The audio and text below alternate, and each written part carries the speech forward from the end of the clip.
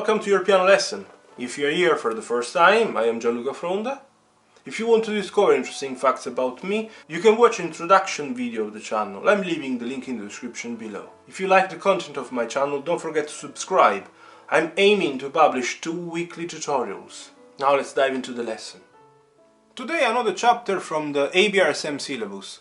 I'm going to play and explain for you the Grade 3 piano exam piece from the syllabus 2023 and 24, and it is exactly the A2 piece, Vivace by Muzio Clementi. Muzio Clementi was born in Italy, same as me. He also moved to London. He did it many years ago. I did just a bit more than 10 years ago. It's a very nice piece. I suggest everybody to study more Clementi's pieces.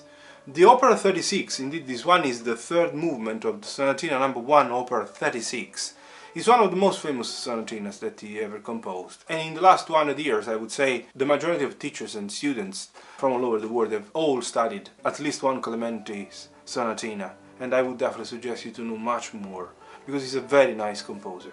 As usual, I will play at the final speed, then I will explain few technical elements, and then I will play also slowly. But let's dive into the lesson. Now playing it for you at the final speed, it is Vivace 60 per dotted crotchet.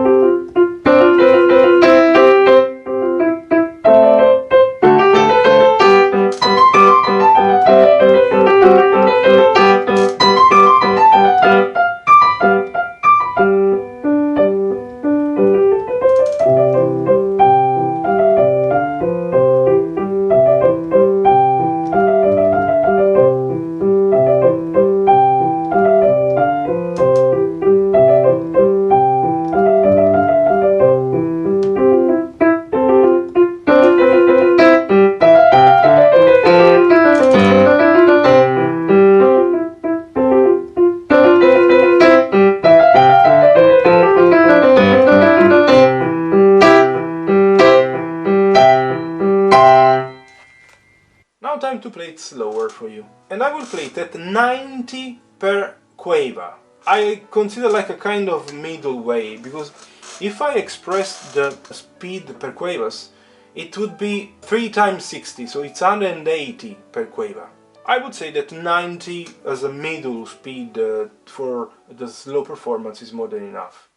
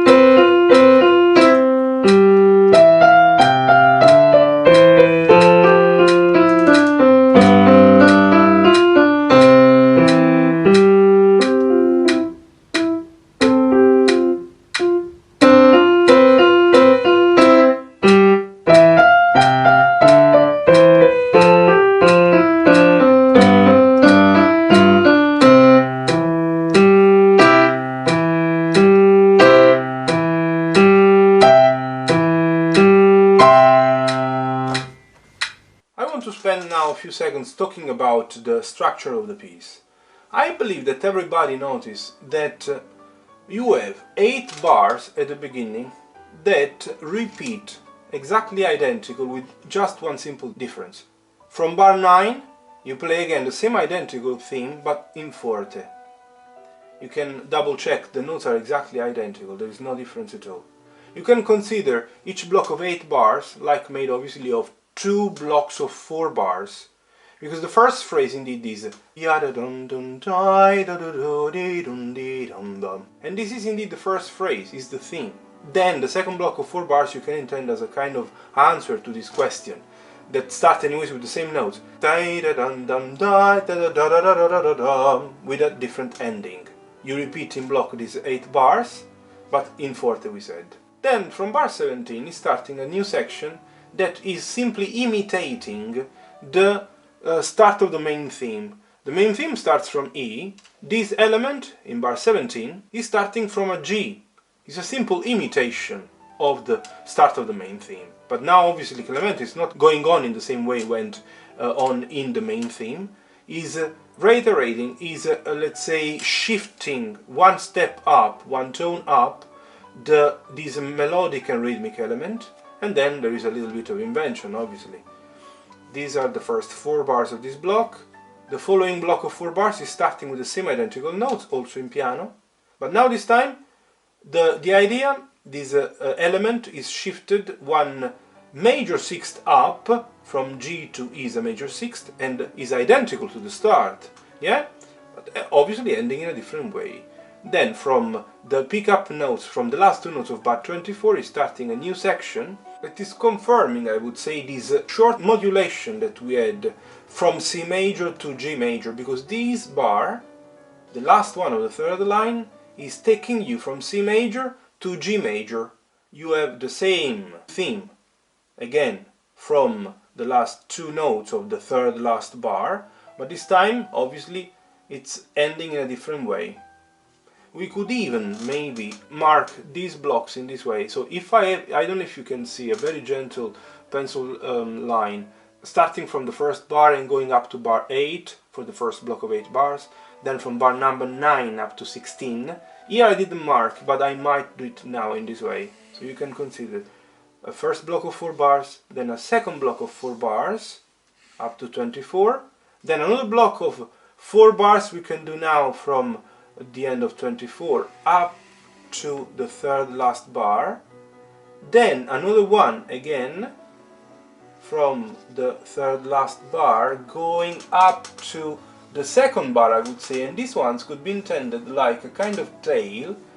Let's say 2 bars that have been added to these 4 bars, because in general the classical structures are made of multiples of 4, so 8, 16. In general the main theme is shown in 16 bars, and Clementi is confirming this classical principle, but anyways he's adding a kind of tail, is a delay or tail, and here we have the presentation again, representation of the main theme.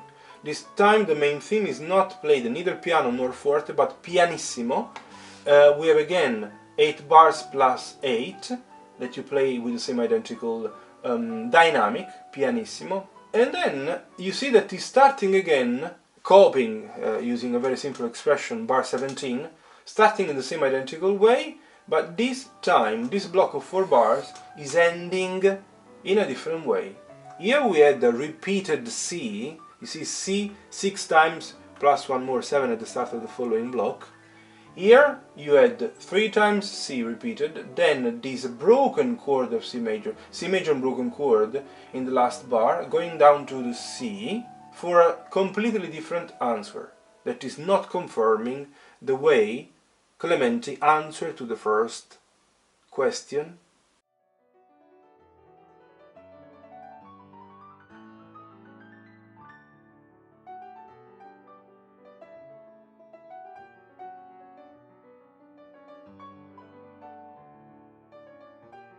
We have also in this case 4 bars.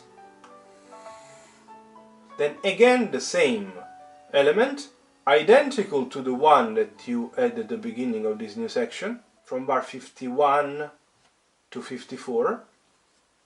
this is a simple copy of that one, and also in this case is starting the answer in the same identical way, but going on in a slightly different way, where the right hand is identical and the left hand no. You see, you have in the first bar the same identical elements.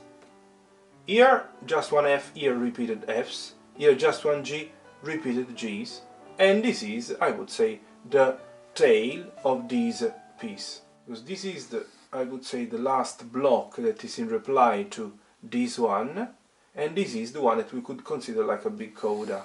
Yeah? I know that there are no articulations written down. They have probably respected the manuscript, where probably Clementi didn't write anything. In general, you might consider the right hand phrases pretty much legato.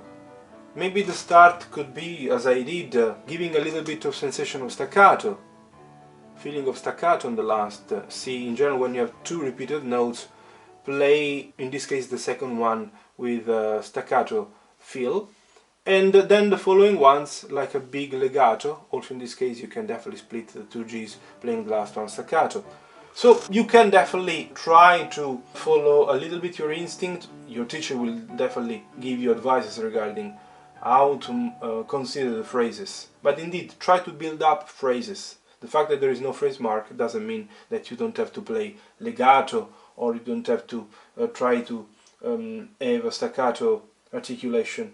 Sometimes you see there is some staccato sign, but there is not even one slur or phrase mark. I wrote some optional fingering. Either the third, as they say, or the second is definitely welcome. It's not a big problem if you play the C with the second in this bar. Same story at the very end. When you play the fourth bar of the last line, the left hand, you could even use 5-3-1 instead of 4-2-1. It's really up to you. It all depends also how much confidence you have developed.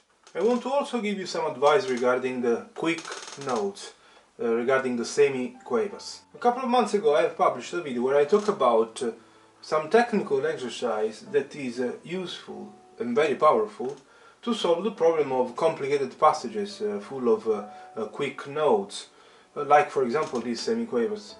The video I'm talking about is the one where I explain the 10 rhythmic variations, but those are referring to the block of 4 semiquavers, so the 2 quadruplets of semiquavers. In this case, as you can see, we have 6 semiquavers in every single bar.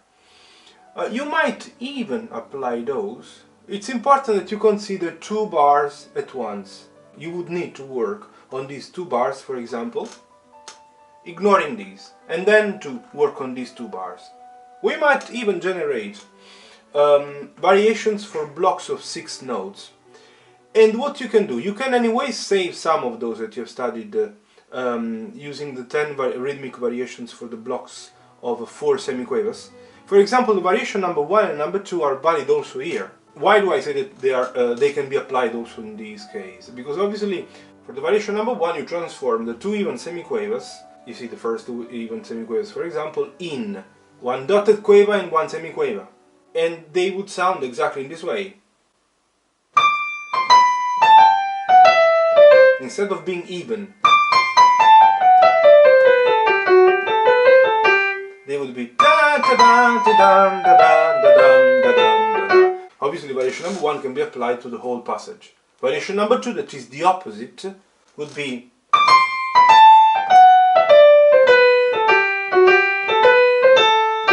you have to simply understand, as I explained in that video, that long or complicated passages full of very quick notes need rhythmic transformations, rhythmic variations to empower fingers and perception of the passage. Because by breaking the evenness of the passage, you gain the evenness. It's too complicated to be explained in few words and as part of this tutorial. But if you trust me, please learn these variations, apply these variations, and you will see how the way you play will change completely. Obviously, everything should be also based on few more technical exercises that are those explained in the tutorials called the first piano lesson for beginner, second piano lesson for beginner, and third piano lesson for beginner. That are, for example, the single articulation exercises, or the dropping or falling as I call, or the pull up or pulling up, because you have to increase the finger strength. Anyways, going back to the rhythmic variations, assuming that you've understood that you can save the first and the second rhythmic variations, you can also use variation number 3 and variation number 4 of that package of 10 variations, because you can consider the first two as quavers and the second block of 2 as semiquavers, and then you have again 2 quavers and then 2 semiquavers. In this way, the alternation of 2 quavers and 2 semiquavers generate an inverted pattern exactly here, in between the end of the first bar and the beginning of the second. In this way you have now 2 quavers, and then you start the following one with 2 semiquavers. But this is not a problem, because then at some point you will apply the fourth, and you will start with 2 semiquavers, and then you will have 2 quavers. So I show you how it would be the variation number 3 then.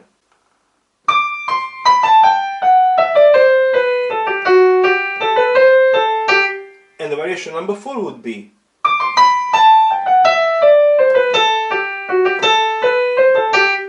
Variation number 5, 6, 7 and 8 of that package of 10 variations wouldn't work in this case. You might let it work, it's possible, anything is possible, but I assume that you don't have that much experience and it might be complicated. Actually, you might apply variations number 5, 6, 7 and 8, considering also the first 2 notes. But you should group them in blocks of 4. If you want, you can definitely do it, and would be challenging but quite nice, because you see you have 4 notes starting from the B, so considering B, C, D and C. Then 4 notes completing this bar. Then the first 4 notes making a block of 4, then 4 notes considering the last 2 of this bar and the first 2 of these, and the last 4 of these. So those that have a mathematical instinct and like to see groups of things, they might understand what I mean. But that's why, in general, don't consider 5, 6, 7 and 8 of that block of 10 variations. For you, after using the first and the second, the third and the fourth, you can generate another variation that could be intended in this way. 2 long notes and 4 short notes, like 2 quavers and 4 semiquavers. It would be exactly this.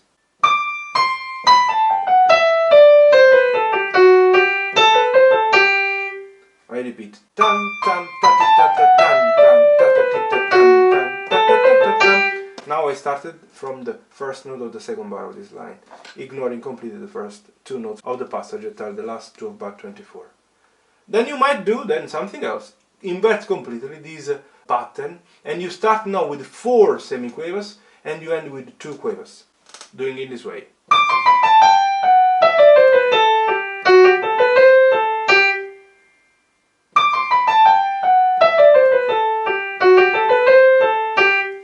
These ones could be intended like variations number 5 and 6 of these new variations for blocks of 6 notes.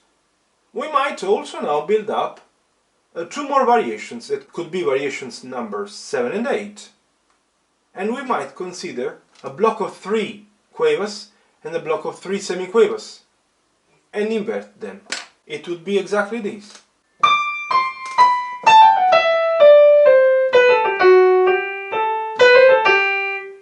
You see, 3 long and 3 short, and you can do the opposite, you can invert them.